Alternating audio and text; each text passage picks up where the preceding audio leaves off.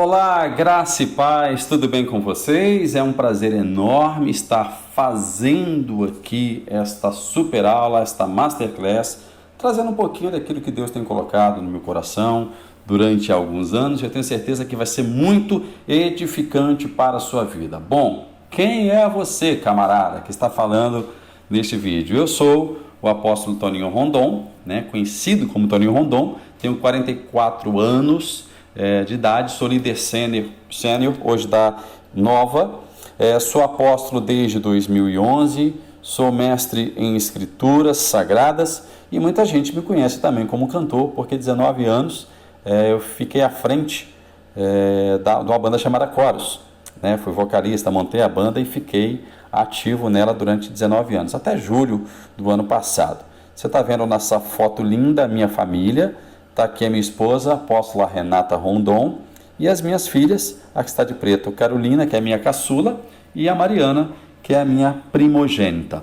Nós moramos no estado do Espírito Santo, somos capixabas, e durante anos Deus tem colocado no nosso coração a mensagem do Evangelho, as boas novas de Cristo Jesus para a nossa vida, que nós chamamos de graça. E eu quero compartilhar um pouco com vocês a respeito do reino de Deus. Não se compreende o reino de Deus se não for pelo início, pelo princípio. O reino de Deus, ele teve um início. Então, durante anos eu venho através de pesquisas, viagens, mentorias, leituras, e principalmente revelações do Espírito Santo, criado um material que tem sido edificante para a vida de muitas pessoas, inclusive pastores, apóstolos, bispos, alguns mestres também, hoje estão comigo nessa caminhada, buscando cada vez mais conhecimento, e eu tenho podido compartilhar com eles um pouco daquilo que Deus tem colocado no meu coração. Eu peço que você veja esse vídeo até o final, mas até o final mesmo se ele te confrontar, por favor, veja até o final. A maior revelação que eu recebi de Deus para a minha vida foi durante um período de confronto, foi durante a leitura de um livro chamado Destinados a Reinar. Isso já tem anos já. Eu lembro que nos 2 primeiros capítulos desse livro, eu chamei o escritor, o pastor Joseph Prince de herege. Aí eu falei, não vou mais ler esse livro, esse cara é um herege. Como que ele pode dizer coisas dessa forma? Homem sem Deus no coração, querendo corromper o santo evangelho? Porque era o meu mapa, E aí durante a madrugada, Deus me deu um sonho dizendo que aquele era o vinho novo que ele tinha preparado para mim. E que eu não estava recebendo porque era vinho novo, e vinho novo não se coloca em odres velho. Eu estourei porque eu estava me posicionando como um odre velho. E a partir daquele dia, eu consegui entender o propósito de Deus para a minha vida. Uma hora ainda eu conto com mais calma esse sonho para você, que ele foi poderoso. Ok? Mas vamos falar sobre o reino de Deus. O que é o reino de Deus? Todo reino tem um rei. E o rei desse reino é o próprio Deus. Mas quem é Deus? Aí você fala, Deus é tudo. Você não está errado, Deus é tudo. Tá? Mas quem é Deus para você? Qual é a sua definição? Nós acreditamos que Ele é o tudo. A palavra Deus é uma palavra romanizada, Ela veio junto com o cristianismo romano. Se derivou de várias palavras, de várias vertentes, inclusive tem uma até da própria mitologia grega, que se assemelha muito ao nome de Deus. Mas quando Moisés está ali na sarça ardente, no seu encontro com Deus, ele pergunta para Deus, quem é você, no nome de quem eu vou? E ele responde através de um tetagrama, do alfabeto hebraico. Para a gente é YHWH, mas para eles é Yud Rei Wave Rei, que significa eu sou o que sou, eu sou o que há, eu sou a existência, eu sou tudo. Então, se é para falar a respeito de Deus, se é para denominá-lo, chame ele de eu sou, Senhor, o que eu vou falar para Faraó quando eu chegar? Diga que o eu sou o enviou. O eu sou o tudo, a existência. Então Deus era a existência de tudo. Antes de tudo, Deus era. No princípio era a palavra, e a palavra era Deus, e a palavra estava com Deus, e ela se fez carne. Fala de Jesus Cristo, mas fala da existência de Cristo juntamente com o Pai, né? Da Trindade, o Elohim, como diz em 1 Gênesis capítulo 1 no hebraico. Então Deus, ele é o eu sou. E 1 João 4,16 diz que o eu sou, a essência dele é o amor, porque Deus é amor. Então, o reino dele tinha a sua cara, tinha a sua essência, tinha a sua personalidade, tinha o amor. E o amor, ele tem 3 princípios, que é justiça, paz e alegria. Quem se sente amado, se sente justo, se sente cheio de paz e também é alegre. Então, o reino de Deus, ele foi baseado nos 3 princípios que o apóstolo Paulo escreveu em Romanos capítulo 14, versículo 17. Justiça, paz e alegria. Então, ele estabelece o reino dele. Ele era, mas era ele, o Pai, o Filho e o Espírito Santo. E ele resolve criar algo, criar um reino, estabelecer um reino para compartilhar. E aí, ele estabelece para ele a Sião Celeste e coloca o seu trono e se posiciona como rei. Logo após, ele estabelece a criação do universo. Gênesis capítulo 1. No princípio, no início de tudo, Elohim trouxe à existência o Shamaim, no hebraico, que é universo, que está traduzido como céu e terra. Ele trouxe à existência o universo. Dentre esse universo, ele cria mundos. Toninho, que doideira. Por favor, continue. Continue que no final você vai entender. Criou mundos, sim, ainda não era a Terra. Ele criou mundos. E dentre o universo, além de criar os mundos, ele também cria um lugar chamado lugar de trevas. Trevas que estava sobre a face do abismo. Ok? Vamos lá. E aí ele cria o primeiro ser de intelecto racional no universo, chamado Eliel Ben Shahar, a estrela alva da manhã, a estrela brilhante da manhã, que é o que significa Eliel Ben Shahar, ou anjo de luz, popularmente conhecido como Lúcifer. E ele cria Lúcifer, em seguida cria alguns seres universais que nós chamamos de anjos. E Lúcifer seria o comandante desses seres universais que governariam esses mundos, a qual compunha o reino de Deus. Deus estabelece Eliel Ben Shahar como um dos seus filhos, príncipe e comandante, governador de toda parte do seu reino.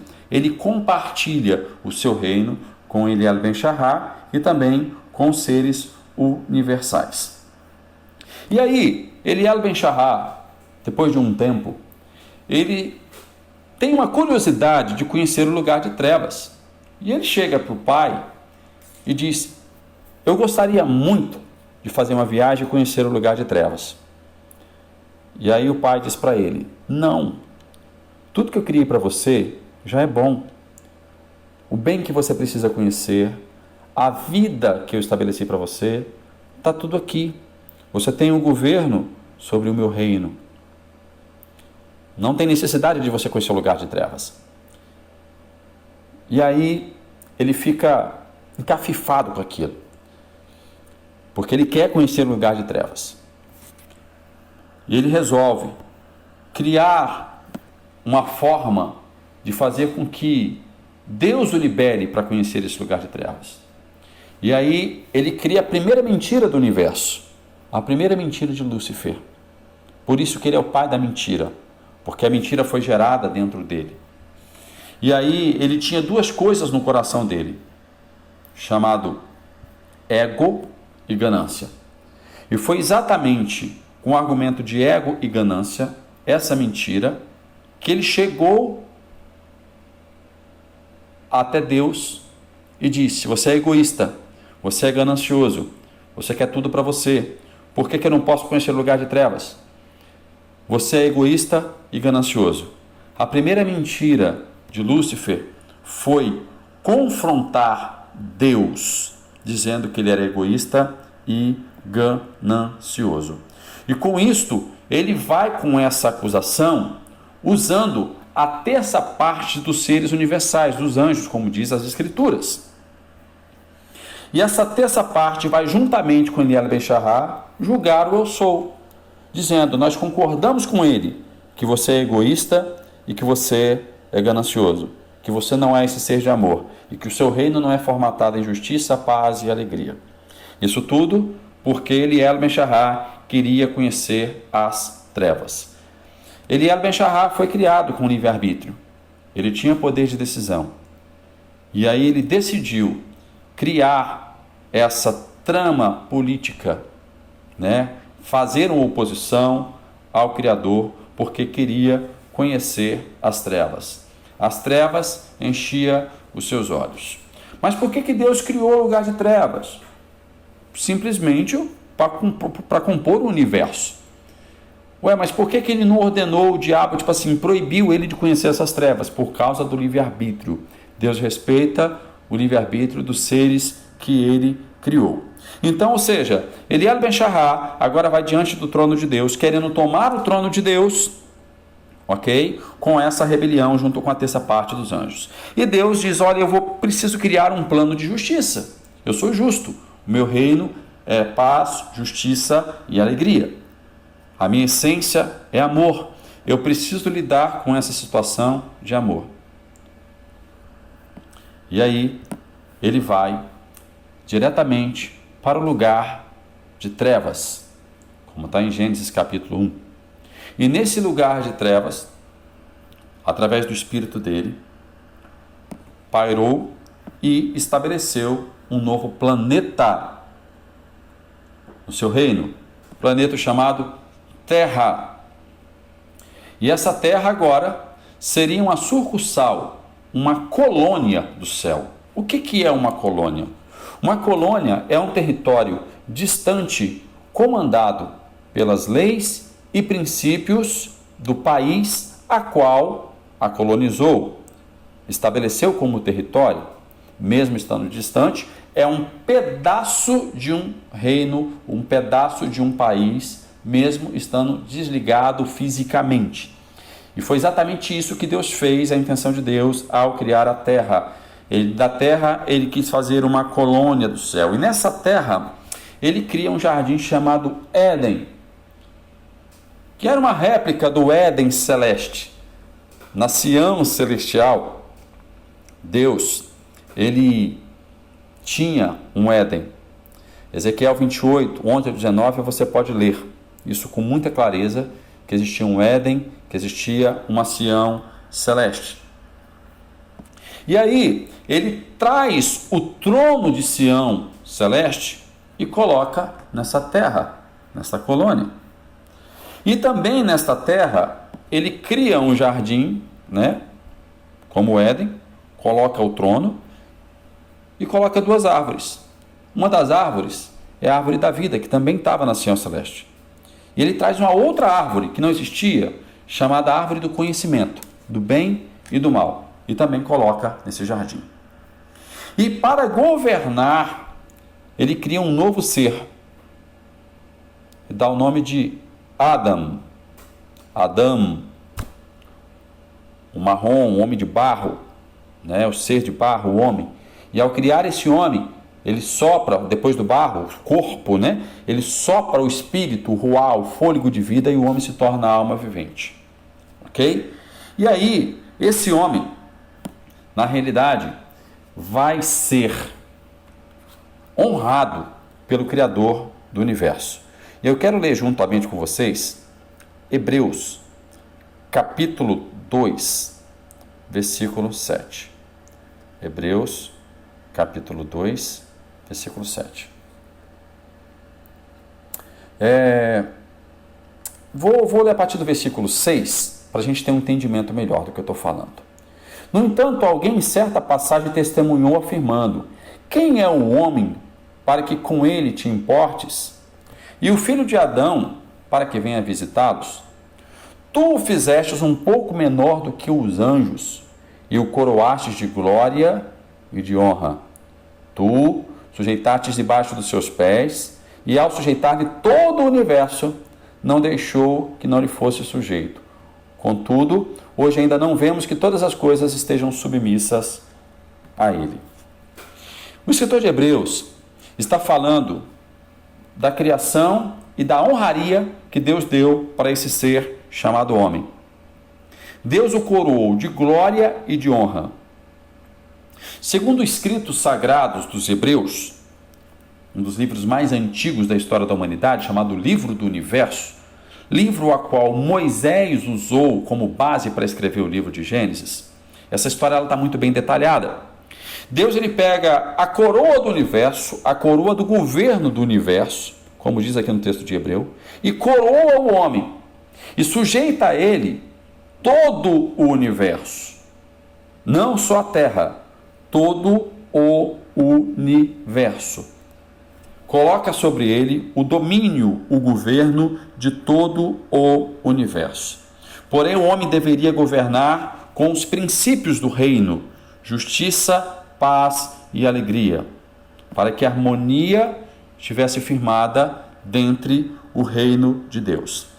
E aí, para esse governo, esse homem também deveria usar o seu livre-arbítrio, senão ele seria um fantoche. Deus o criou como filho e não como um fantoche. Deus o criou como filho e não como um servo. Deus ele não criou o homem para adorá-lo, gente, como muita gente pensa. Deus criou o homem para governar no seu reino, como um filho de direito, de poder e autoridade. Vai guardando essa daí, vai guardando. Continua comigo aqui no vídeo, né?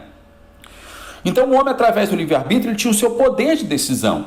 O livre-arbítrio, gente, ele está centralizado, ele está hospedado na nossa alma, né? Fonte de todas as nossas emoções, sentimentos, de onde brota todas as nossas decisões, isso é a nossa alma. E a nossa alma, ela decide por aquilo que a gente ouve, aquilo que a gente vê, aquilo que a gente sente, ok? Só que nessa época o Espírito veio primeiro para o homem, o Espírito coordenava.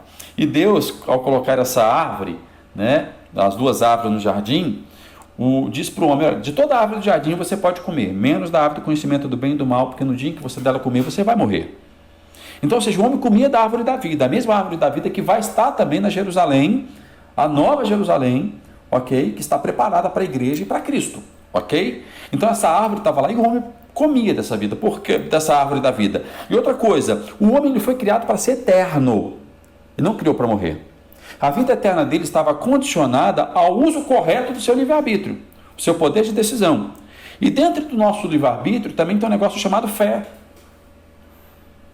Duas coisas estão no nosso livre-arbítrio: fé e idolatria. Você decide qual caminho você vai tomar.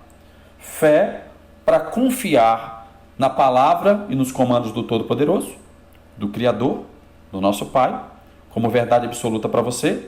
A palavra dele é Cristo. Acreditar no que Cristo realmente é para você, o que ele fez por você, o que ele fez para você, no que ele te tornou, né? Ou você tem também um outro caminho, de dizer: não, eu não acredito, eu acredito em outra coisa, menos em Cristo, menos em Yeshua, menos no Pai, menos no Espírito Santo. Então você já estabeleceu o estado de idolatria. Então, o nosso livre-arbítrio ele está condicionado a isso. E Deus estabelece, então, o homem para sentar no trono do universo e coroa ele como rei. Para quê? Para dizer: eu não sou egoísta, eu não sou egocêntrico, esse é o meu plano de justiça.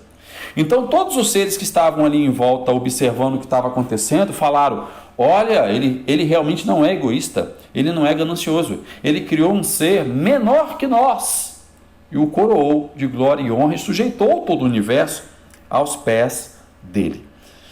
Porém, esse homem ainda tinha um livre-arbítrio para decidir, na realidade, qual seria o destino desse universo. Então o homem, ele é criado como instrumento de justiça de Deus. Deus disse: eu sou justo, continuo sendo justo. Eu vou deixar ele governar tudo. Isso não foi uma crise de identidade de Deus. Não, ele é. Quando ele se apresenta, eu sou. Ele sabe o que é. Mas o senso de justiça e o amor dele, a compaixão dele, fez com que a todos aqueles seres ali vissem essa essência dele. E a intenção até foi com que ele, Ben-Shahar, de repente se arrependesse, mas não foi o que aconteceu, né? Ele continuou com seu plano de rebeldia. Só que o homem, como instrumento de justiça, quando ele vê Deus, vê todo esse amor manifestado, ele fala: não, eu não quero a coroa do universo, eu não quero o trono do universo, eu fico com o governo da terra. Eu entrego a coroa e o trono novamente. E Deus passa novamente a governar e permanece governando sobre todo o universo. E aí sim o homem passa a honra para Deus. Ele adora a Deus com a sua fé, acreditando que Deus tinha o melhor para a vida dele. Deus tinha o melhor governo para a vida dele. Deus tinha os princípios ideais para a vida dele, justiça, paz e alegria. E que Deus era a essência que rondava toda a vida dele, todo o ambiente dele, o amor. Ok? Então, seja, com isso que acontece, Deus, o eu sou, desmascara o pai da mentira, a mentira de Lúcifer, que ele era egocêntrico e ganancioso. Ok? Logo então agora o diabo passa a criar um plano para derrotar o homem e o plano de Deus. E assim o fez. E assim ele consegue. Agora é o seguinte, eu quero já partir para um entendimento, porque a nossa ideia é entender como viver pela graça. Amém? E para entender como viver pela graça, nós precisamos aprender a discernir os tempos.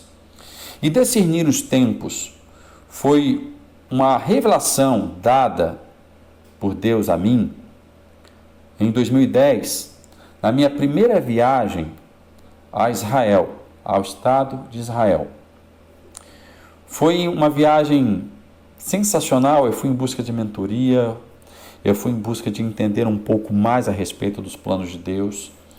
Eu fiz uma canção em 2007, e essa canção, na realidade, ela foi inspirada pelo Espírito Santo, que eu nem parei para escrever, eu botei o gravador, peguei o violão, ela foi do início ao fim, e o coro dela diz o seguinte: Espírito Santo, revela os planos que o Pai preparou para mim. Eu não sou deste mundo, meu desejo profundo é te conhecer melhor. E tudo começou a se cumprir a partir daí. Tudo mudou a partir daí. Nesta viagem, um determinado dia, juntamos um grupo de amigos, estávamos em Israel juntos, fomos para o Carmelo, fomos para o Monte Carmelo. Nossa intenção era ter um tempo de oração ali no Monte Carmelo.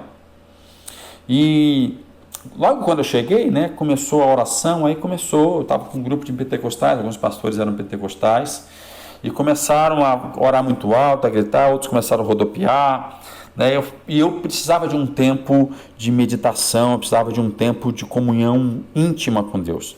Então eu fui fechar a porta do meu quarto, e andei uns 200 metros, procurei uma pedra, e aí eu tinha comprado uma estola sacerdotal, um talit, aquela toalha, aquele manto que coloca na cabeça. O sol estava muito quente, coloquei aquilo na minha cabeça, apesar de estar de boné. Tinha colocado também um shofar, tinha comprado um shofar, tinha passado no mercado antes. Aí acabei, dei um toque no shofar e falei: Senhor, estou aqui agora, quero ouvir tua voz, fala comigo. Passei um tempo em silêncio, esperando ouvir a voz de Deus. E assim como a gente está conversando agora, veio a voz do Senhor para mim, muito clara. Muito clara. Aprenda a discernir os tempos e aproveite as oportunidades. Eu abri o olho e perguntei o quê? Procurando quem estava do meu lado. E a voz disse: aprenda a discernir os tempos e aproveite as oportunidades. Eu entendi que Deus estava me visitando através da porta da minha alma e minha audição, e fala comigo algo que eu desço dali. Os irmãos já estavam lá fazendo a rodinha para a oração para ir embora. Eu conto para eles a experiência. Em seguida eu encontro com Salo. Salo é um rabino messiânico de Israel. Conto para ele a respeito do que Deus tinha me falado. Ele me conta uma experiência que ele também teve com Deus, muito parecida, né? Cristo apareceu para ele, conversou com ele, muito legal a experiência do Saulo, foi um dos meus maiores mestres, né?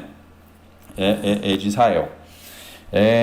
E ele é líder de uma comunidade de muito amor lá em Israel, chamada Yad Hashmonah, né? A comunidade dele fica onde era a casa de Obed-Edom, onde Davi deixou a arca.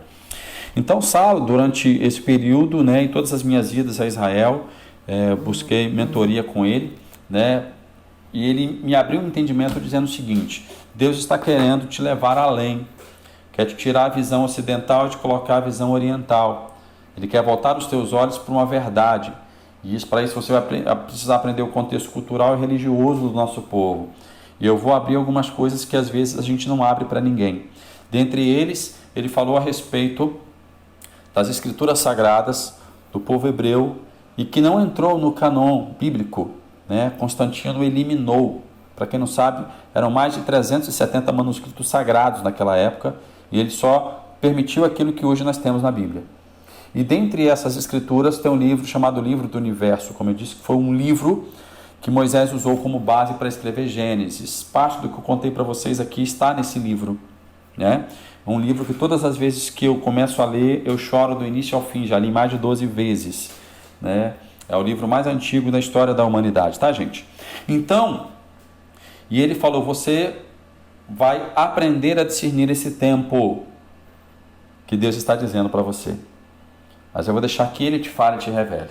E nessa caminhada Deus me revelou muita coisa que eu não tinha base de escritura sagrada, não tinha base bíblica, e eu ficava encafifado. Eu compartilhava com algumas pessoas apenas, com a minha esposa, com os pastores que caminham comigo, algum estudioso, né, que chegava. Minha sobrinha estava fazendo teologia numa faculdade, a Faculdade Unida, que é a Faculdade Teológica aqui do Espírito Santo, e a gente compartilhava muita coisa, e ela compartilhava muita coisa do que eu falava também com o Kenner Terra, que participou comigo até da live no Seminário Internacional Vivendo pela Graça.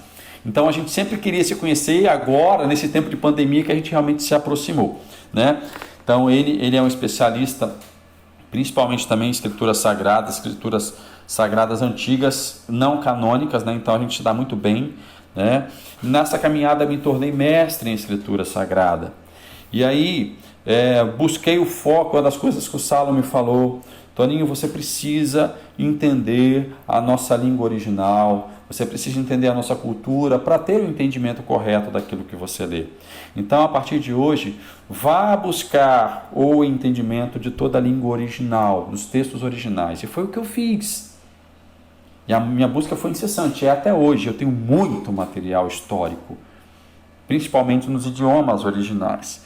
E na medida em que você vai estudando e recebendo a revelação, você vai ficando de queixo caído. Para eu entender a graça da forma que eu entendo hoje, de forma completa, que me gera essa paz, essa justiça, essa alegria no Espírito Santo, eu precisei entrar, me aprofundar e discernir os tempos. E ao estudar sobre os tempos, a primeira coisa que vem na cabeça é estudar sobre o tempo de plantar, tempo de colher, como dizem Eclesiastes, né? Não, era muito além disso. Eu descobri que existem 3 tempos na língua grega. O primeiro tempo é de nome aion, nós usamos aionos aqui no português. O que é o aionos? É o tempo eterno, é o tempo da eternidade, é o tempo onde Deus habita. Ok? Todo o universo foi criado nesse tempo chamado aion. O homem foi criado nesse tempo, aion. O homem foi criado para ser eterno, como eu já disse. O segundo tempo no grego, é Cronos. E Cronos foi dado ao homem na Terra como um tempo organizacional. Meses, dias, horas, anos, estações. Deus estabelece esse tempo como organização. O Aionos, um tempo eterno de essência, de existência. E o Cronos, o tempo da organização. Só que o diabo traçou o seu plano, o homem caiu na mentira dele. O tempo Cronos passa a ser uma maldição para o homem, porque ele passa a ser um tempo limitador, um tempo de morte, não mais organizacional. O homem passa agora a ter um tempo estabelecido para viver. porque ele comeu da árvore do conhecimento do bem e do mal. O homem já conhecia o bem. Ele já conhecia o bem. Porém, ele quis conhecer o mal. E o mal é a morte. A morte, ela cria um sentimento terrível na humanidade chamado medo. Nós estamos vivendo um tempo de pandemia e as pessoas não estão com medo da pandemia, elas não estão com medo do Covid-19, elas estão com medo da morte. Como as pessoas não têm medo de assalto, elas têm medo de morrer no assalto. Como elas não têm medo de sofrer um acidente, elas têm medo de morrer. Então, o medo é da morte. Quando o diabo convence Eva, não acontece nada com ela. Mesmo ela dando ouvido ao diabo, estabelecendo o estado de idolatria, lembra? Aí agora o homem estabelece o seu estado de idolatria ouvindo Eva, dando crédito à voz de Eva acima da voz de Deus. E aí ele estabelece o estado do pecado. E quando ele ouve a voz de Deus, a voz daquele que o amava, que o ama, ele fala, ele me disse que o dia em que eu comesse do fruto, eu ia morrer. Ele ficou com medo, viu Deus naquele momento, tirou a figura paterna de amorosa de Deus para a vida dele, do Pai, do eu sou, e agora vem como se fosse a figura da morte, com o cutelo na mão, aquela capa preta com o cutelo na mão, para matá-lo. E ele se esconde. E aí Deus fala, por que você se escondeu? Eu tive medo, eu tive vergonha porque eu estava nu. Aí vem os sentimentos, né, do pecado. Mas a primeira coisa que ele diz, eu senti medo. Mas o medo era que Deus viesse para matá-lo. E ele é surpreendido por Deus, porque Deus disse, olha, você vai, infelizmente, sofrer as consequências por causa da sua decisão, do livre-arbítrio. Não sou eu que estou amaldiçoando você. Não sou eu que estou te amaldiçoando. Você plantou algo e você vai colher. Eu não obriguei você a não comer. Eu te informei que não deveria. Não foi imposição, foi exposição. Mesmo que Cristo fez. Senso de justiça de Deus. E aí, infelizmente, agora você vai participar de um tempo limitado. Seu cronos agora é limitado. Você vai ter que passar pela morte. Mas eu sou o Pai de amor. E eu vou criar um plano de resgate para você. E anuncia qual seria o plano do resgate. Anuncia sacrificando um cordeiro, tirando a pele desse cordeiro, fazendo vestes, cobertura para o homem, para ele não se sentir envergonhado, nem o homem nem a mulher. Um altar é construído, um sacrifício é feito, uma chama divina começa a queimar aquele sacrifício. E aí tem todo um contexto histórico, né, que se eu fosse falar para vocês aqui, eu passaria horas falando. Né? O livro do Universo traz essa história bem colocada para a gente. E aí você vê a figura paterna do amor de Deus.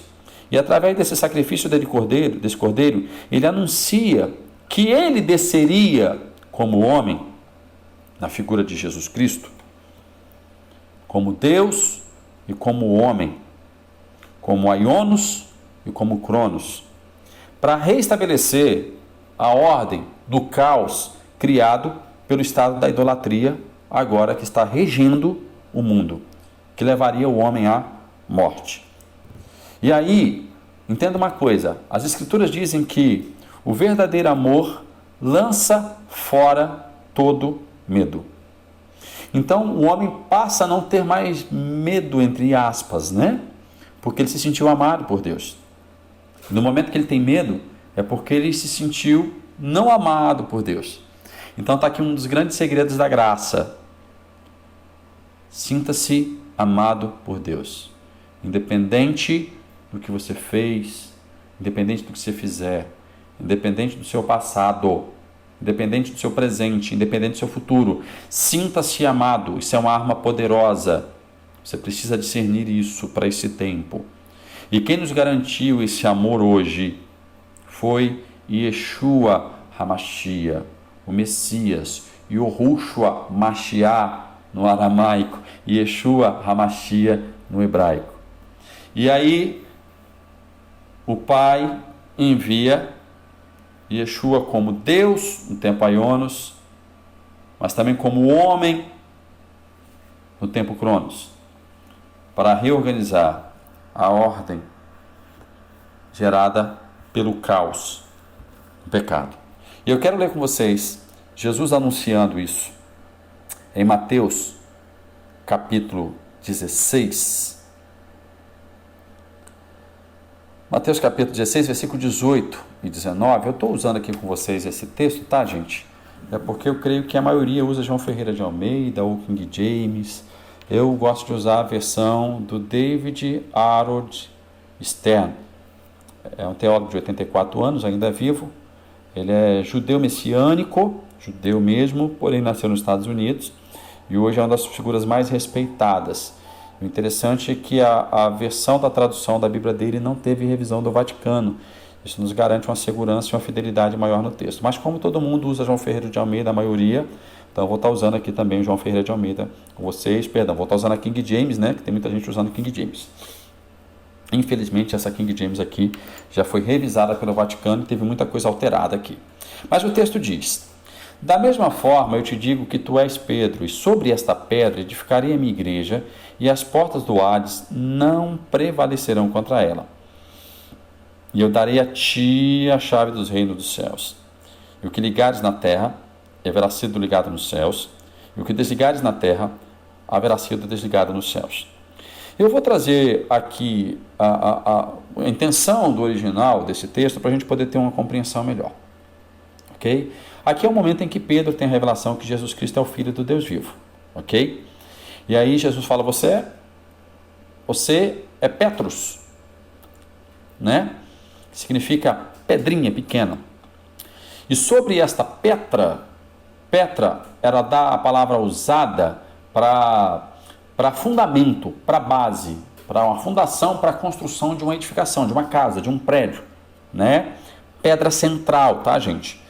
Então ele fala sobre esta pedra central, sobre esta base grande, que eu sou filho de Deus, eu vou edificar a minha igreja, eu vou construir a minha igreja. A igreja no hebraico é Kehillah, o mesmo que arraial, representação, desfrutantes de um reino, de uma comunidade.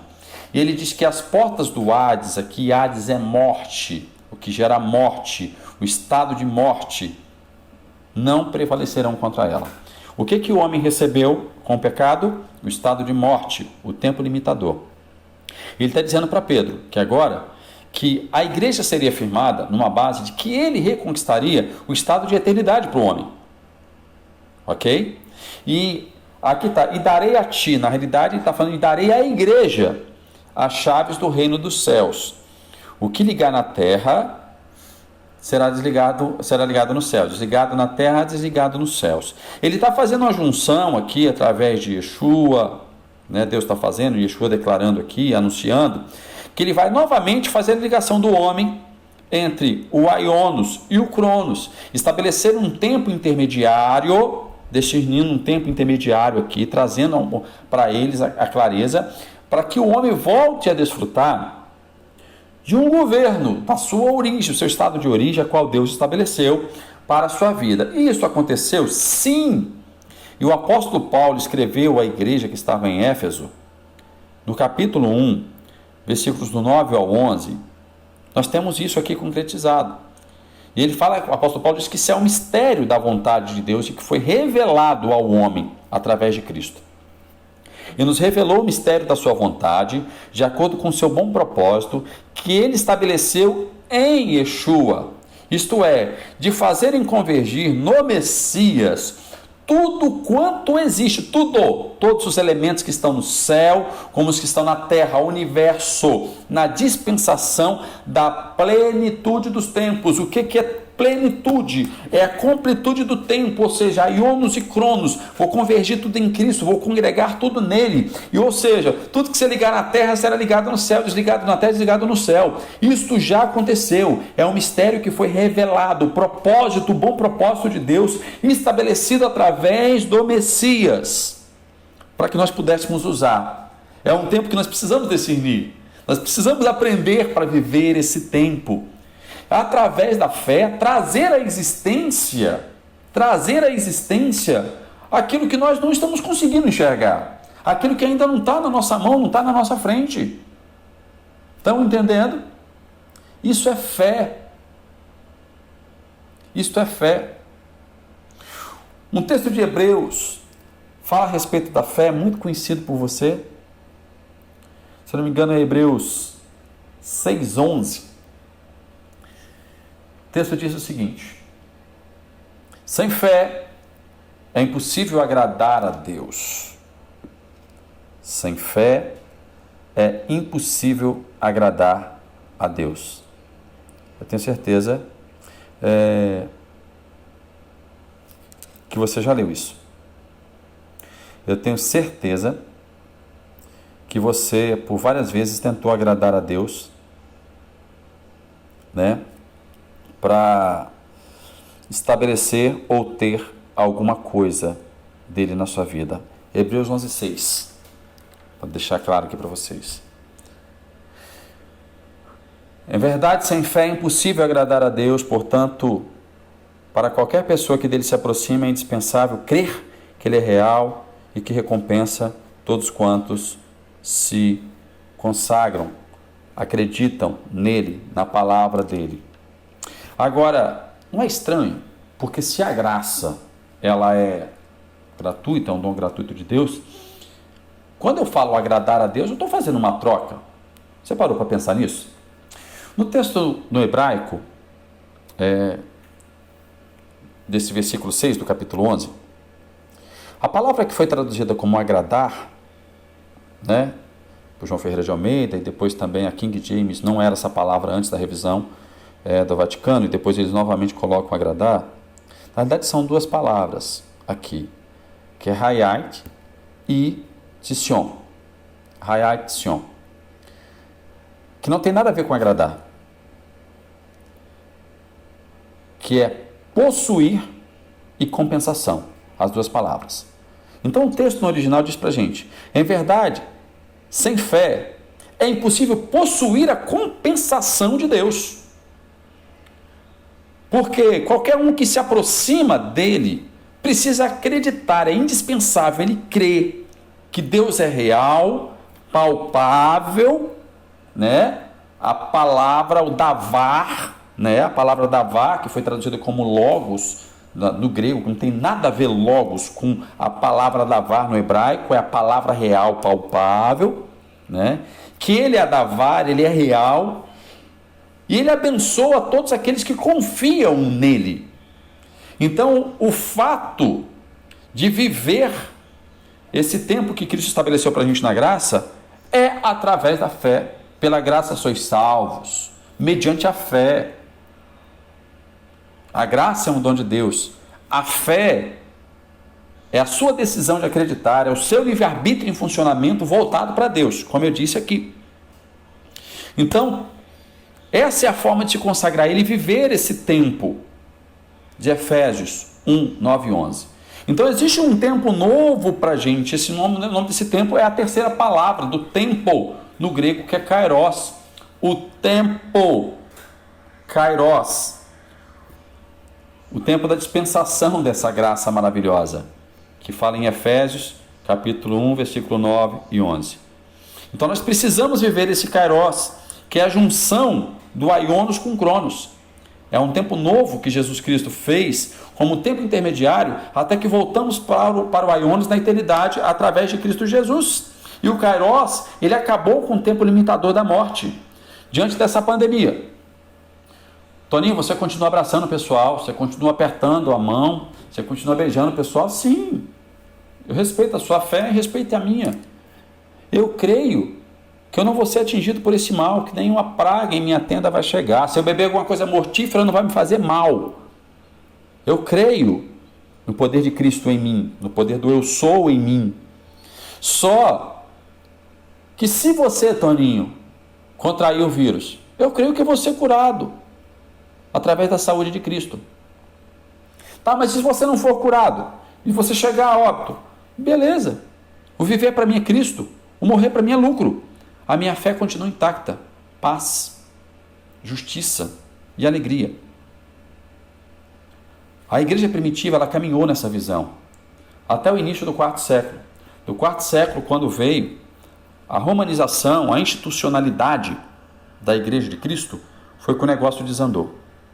Então, com o tempo kairos, nós agora entramos na vitória de Cristo, que ele venceu o limitador, a morte, o Cronos, morte limitador, e restabelece para aqueles que creem a eternidade. Todo aquele que crê e for batizado será salvo, quem não crê será condenado. Novamente o livre-arbítrio aqui. Então a eternidade é colocada através desse tempo kairos, que nós chamamos de tempo de graça. A oportunidade de crer que Jesus Cristo é o Filho do Deus vivo. Essa é a forma de viver, crendo que Jesus Cristo é o Filho do Deus vivo. Como nós lemos lá em Mateus capítulo 16, agora o versículo 16 até o 18, né, fala dessa revelação que Pedro teve, que Jesus Cristo é o Filho do Deus vivo. Você precisa crer. É o fator determinante. Você precisa crer. Logo então, eu consegui discernir os tempos porque eu acumulei muita informação, muito conhecimento. Não só acumulei, mas como transformei exatamente nos princípios do reino dos céus. Paz, justiça e alegria. Paz, justiça e alegria. Foi exatamente isso que Deus colocou no meu coração, para que eu pudesse ter um entendimento. Aprenda a discernir os tempos e aproveite a oportunidade de viver por essa graça maravilhosa. Aleluia! E hoje eu estou aqui compartilhando isso com vocês. E eu só consegui fazer isso porque eu acumulei e transformei conhecimento. E hoje eu quero compartilhar isso com vocês de forma veemente, porque o conhecimento traz a verdade para o centro da sua vida. E quando eu falo de verdade, eu falo da verdade que é Cristo. A verdade que te liberta. Cristo é a minha verdade hoje. Você pode falar o que você quiser. Eu não tiro Cristo do centro da minha vida. Ele é tudo. Ele é tudo. Ele é o princípio, ele é o fim. Ele me trouxe aonde eu estou hoje. Ele me posicionou aonde eu estou posicionado hoje. E outra coisa, por que eu cheguei a esse entendimento? Porque eu nunca me contentei com o que me ensinavam dentro do sistema religioso. Eu fui expulso de escola dominical, gente, porque eu sempre questionava. Eu sabia, na realidade, que existia algo além do que o sistema religioso colocava para mim. Os cultos de doutrina tinha mais. E todas as vezes que eu questionava, eu era ameaçado de ser excluído, de ser disciplinado, de ser expulso de sala de aula. E eu percebi, não, tem algo mais, Deus é muito mais, a graça é muito mais, eu preciso entender isso. E eu fui em busca. Mas para isso eu precisei, de certa forma, ir na contramão do sistema religioso. Eu fui buscar reconhecimento, eu fui buscar revelações que eles não me dariam. Ou porque eles não tinham, ou porque não queriam me repassar, com medo de perder a autoridade, né? Como a maioria de alguns líderes tem medo de perder a autoridade sobre o rebanho. Ele precisa manter o rebanho no aprisco, né? Mas também precisa alimentar de forma correta o rebanho. E aí, essa minha dor fez com que eu buscasse e entrasse numa busca incessante. Então, durante os últimos 15 anos, eu fiz muitas viagens internacionais, busquei mentorias com mestres, um deles foi o David Aaron Ster, com Salo, com Efraim Israel, com o pastor Tom Hess, da Casa de Oração no Monte das Oliveiras. Esse foi um dos meus mentores. Outros mentores que eu não conheci, mas que me ajudaram bastante, Philip Yancey, Joseph Prince, Joel Osteen, o próprio Augusto Cury me ensinou muito a respeito de Cristo. E o Augusto foi um dos caras que mais me chamou a atenção, porque ele não é religioso, ele buscou a essência de Cristo para colocar nas páginas dos seus livros.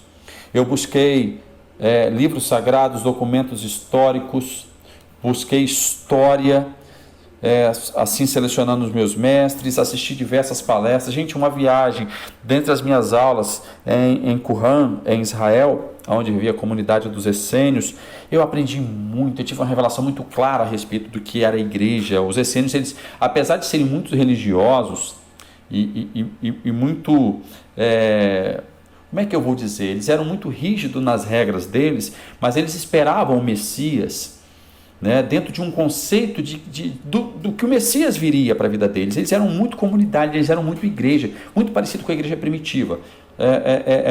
eu tenho toda essa base para passar para vocês depois, né? Então, assisti diversas palestras, fiz muitos cursos, tanto na área religiosa, religião, área humana, precisava entender um pouco sobre alma, psicologia, coach, psicanálise, PNL, fiz muito para conseguir chegar a um entendimento claro, fiz vários cursos, eu li muitos livros, eu participei de muitos seminários e principalmente ministrei. Porém, as minhas ministrações eram sempre em grupos fechados, tipo o ano passado, por exemplo, eu juntei um grupo aqui na minha casa, vieram montar acampamento, pastores, líderes vieram aqui, 12 pessoas, né? Nada místico, nada colocado na questão de 12, não, né? Mas é porque vieram 12 pessoas mesmo, junto com o pessoal aqui de casa que participaram, e eu passei de sábado à noite até domingo à tarde ministrando o tempo todo para eles, juntamente com a minha esposa Renata, a respeito do reino de Deus, dos mistérios de Deus, algo muito profundo, né? Usando também a questão da ciência humana, que nos traz muita informação hoje. Eu sempre digo que doutrina e ciência não se misturam, mas fé e ciência não tem como você separar. Quando você compreende uma pela outra, você vê que na realidade a ciência ela nos leva ao entendimento de Deus de forma clara e ela nos prova a existência de Deus de uma forma muito clara, ok? Então vamos lá. Para isso, gente, tudo isso eu masterizei todo esse conhecimento. Porque muitas pessoas me pediam, Toninho, vem ministrar um seminário aqui. Eu falei, cara, para eu ministrar um seminário para você a respeito disso, eu vou ter que passar aí, no mínimo 5 dias com você falando direto sem parar. Não dá. E aí, mas você precisa compartilhar aquilo que você tem aprendido. Foi onde surgiu o curso Vivendo pela Graça, 100% online. O que é o curso Vivendo pela Graça? Um seminário teológico fora da caixa, ok?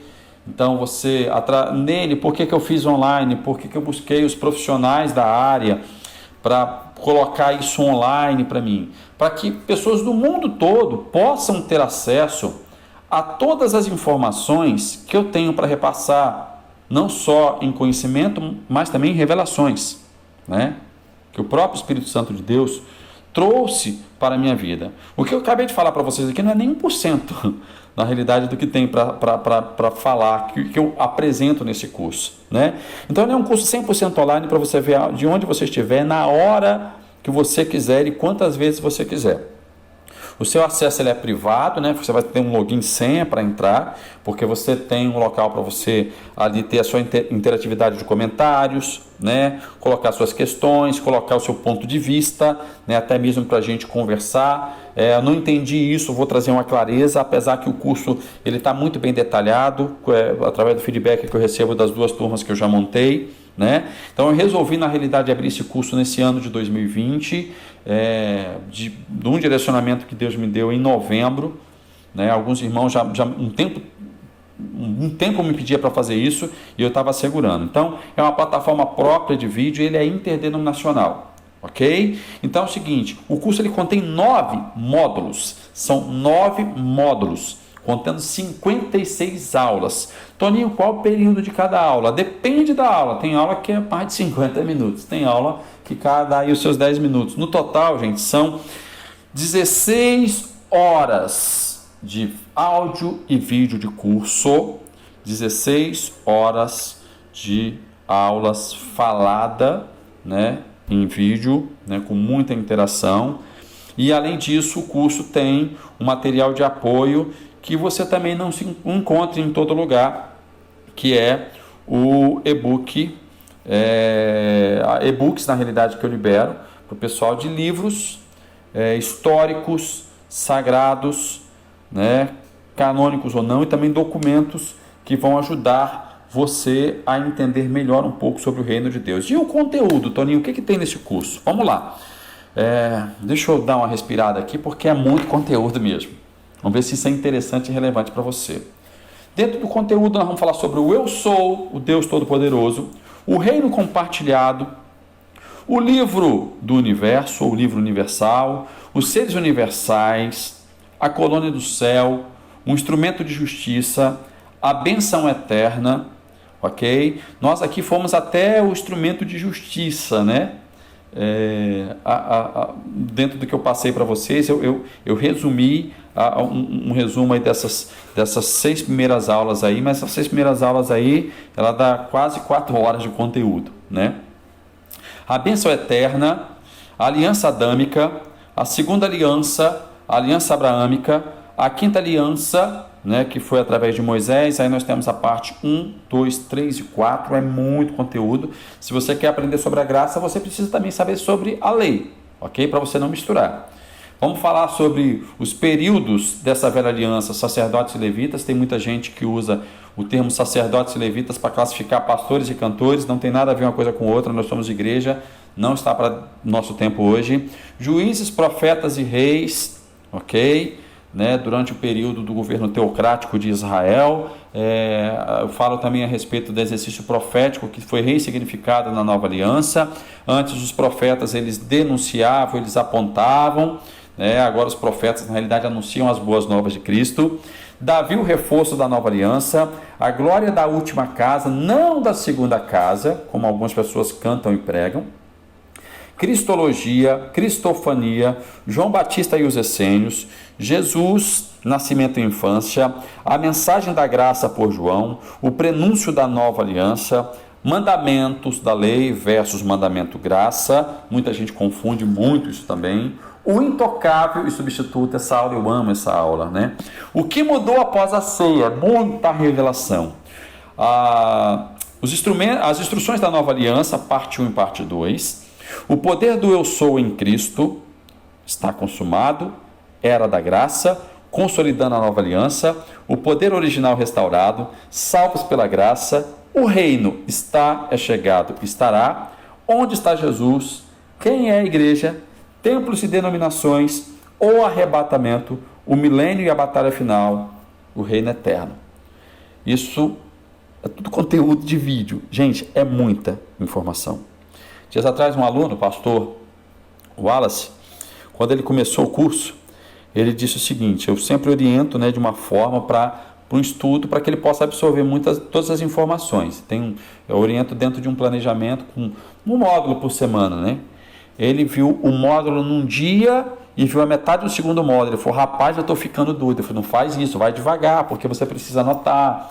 Tem algumas orientações de leituras que eu dou também durante as aulas, né, ministradas, que você tem que parar a aula e ir para a leitura, né, dos materiais que eu libero para vocês, dentre eles o livro do Universo, o livro de Melquisedeque, o livro de Enoque, o Evangelho de Tomé, Toninho. Mas essas literaturas são consideradas apócrifas, sim, mas quem considerou elas apócrifas? Você também precisa saber disso. Quem colocou elas numa posição de apócrifas, ok? Eu também falo isso no curso, né? Profecia sobre Jesus Cristo, nós precisamos entender, isso ativa muito a sua fé. Linhas teológicas do fim dos tempos e o teste representacional com a devolutiva, onde eu vou tratar sobre o seu sistema representacional, que faz parte do seu mapa, da sua personalidade. Vai ser muito interessante, até mesmo para você ter um bom aproveitamento nesse curso. Gente, analisaram o conteúdo?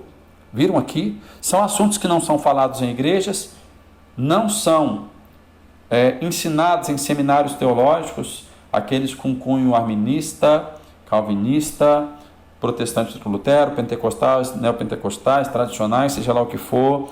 São raros os seminários onde ele abre um leque desse nível de estudo. Então, por isso que é um seminário literalmente fora da caixa online para você.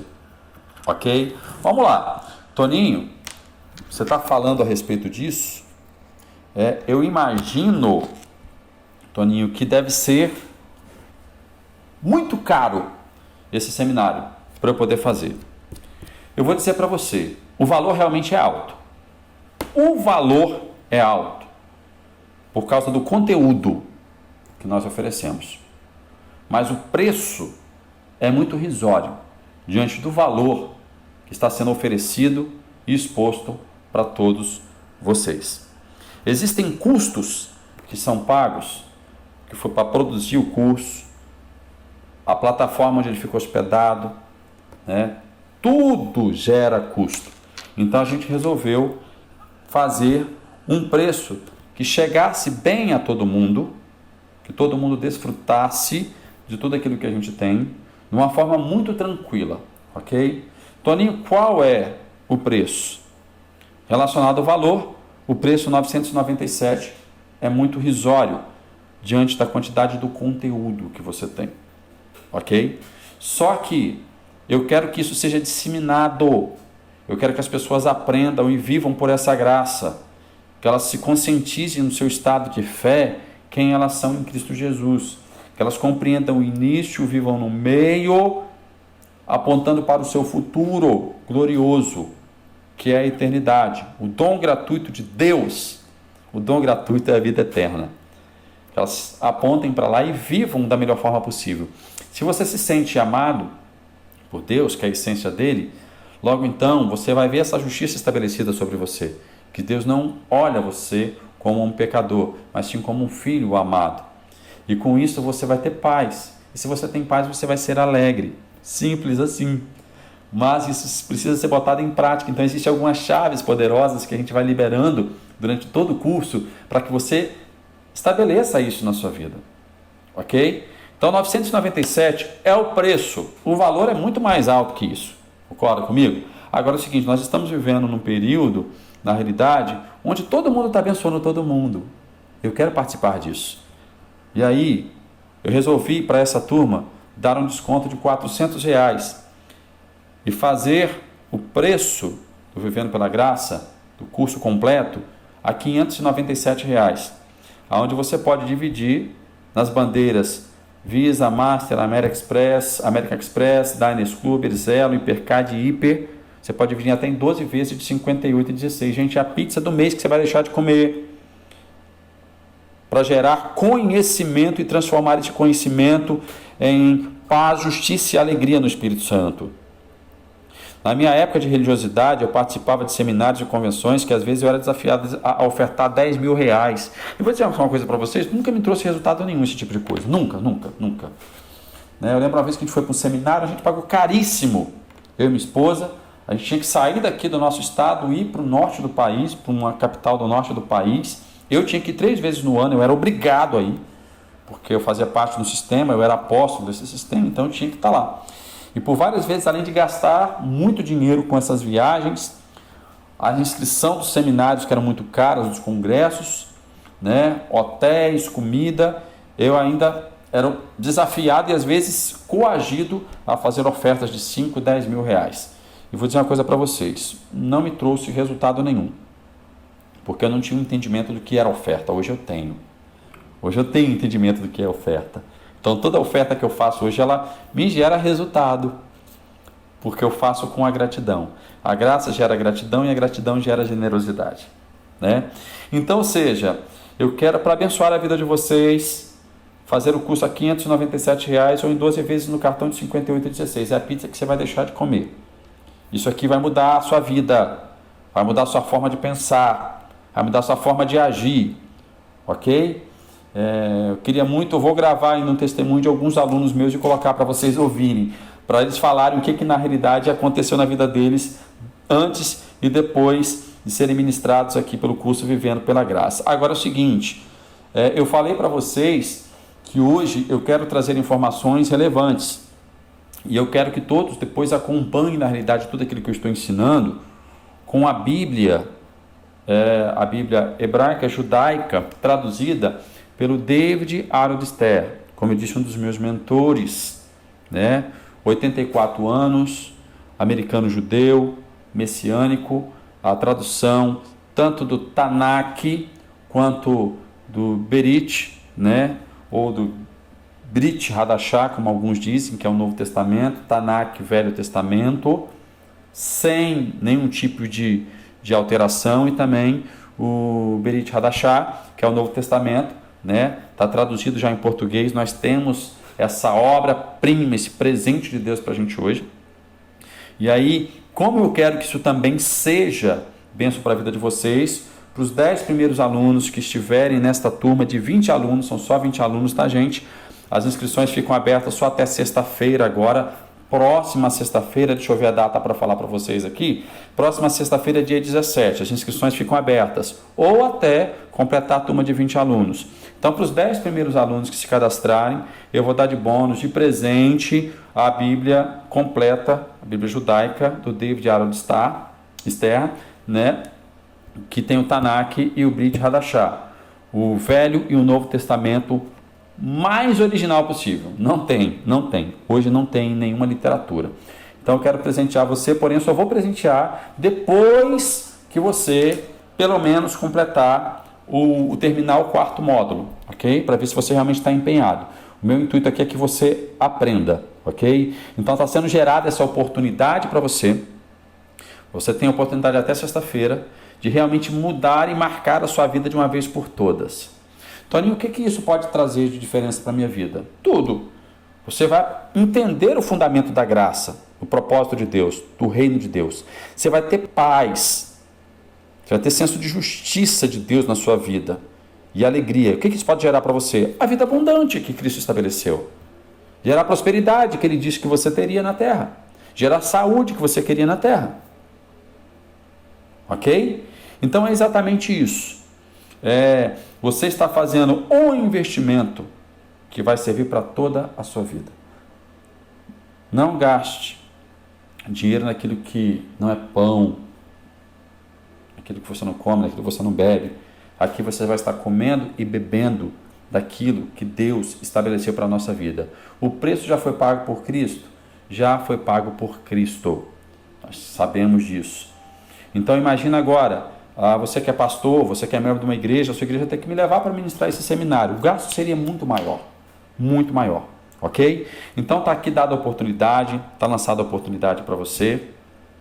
Eu estou aqui no link desse vídeo aqui no YouTube, na descrição tem um link para você fazer o cadastro, para fazer pagamento e participar. Vai ter todas as orientações dadas pelo Hotmart, que é uma plataforma especializada e seríssima, por isso nós escolhemos ela para colocar esse curso, tá? E você que está vendo aqui também no WhatsApp, né, ou no Telegram, está sendo liberado para você o link para que você faça parte dessa turma. Vai ser um prazer tê-lo como aluno, como irmão.